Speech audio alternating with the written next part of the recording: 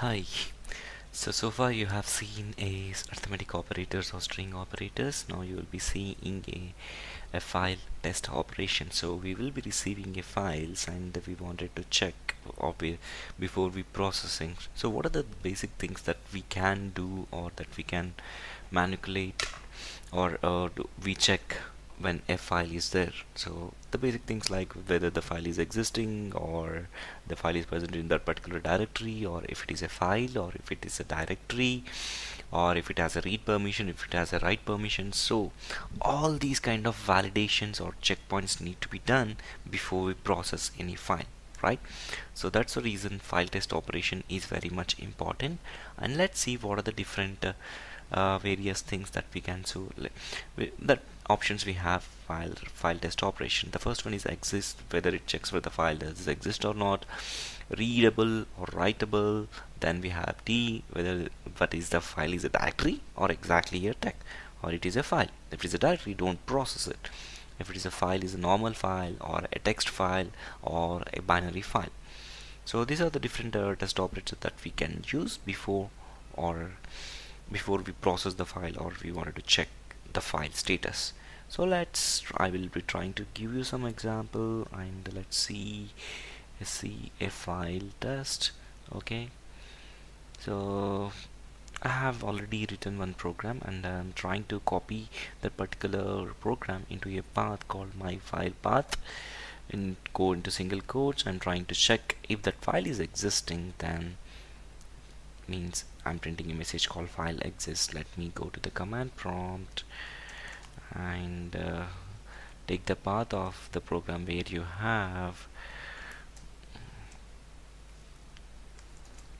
I have my program path here and paste it here.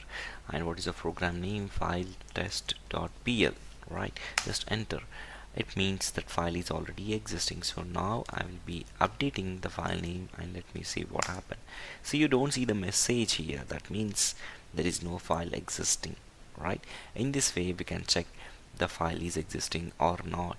And also let me try with if the file is readable or not. So I can just update the message here, file is readable.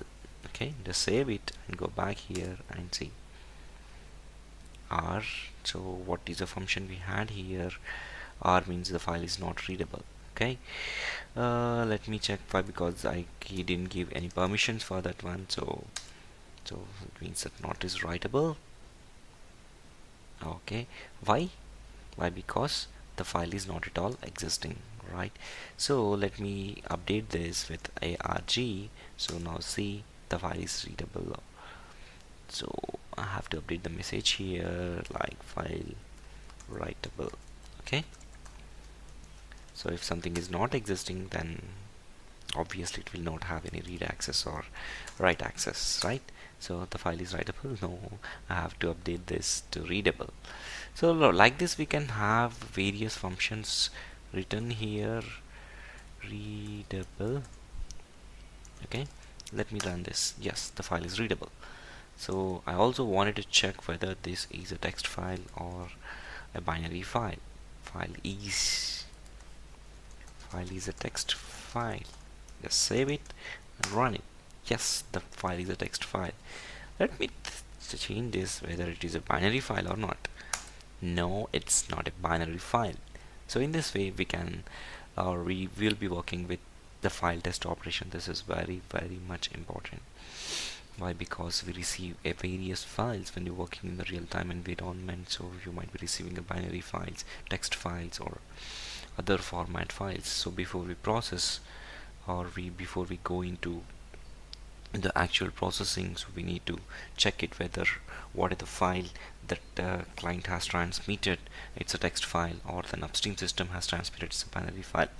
Suppose today we are processing only text file. Suddenly during transmission from the upstream system there was some problem and it is converted as a binary, and you are trying to process it, your program or your process move into a bug or error state. So before that itself, before we go into a long process, this is the basic checkpoint we need to make sure. Okay, thank you so much for watching this video. I'd be coming up with more and more videos.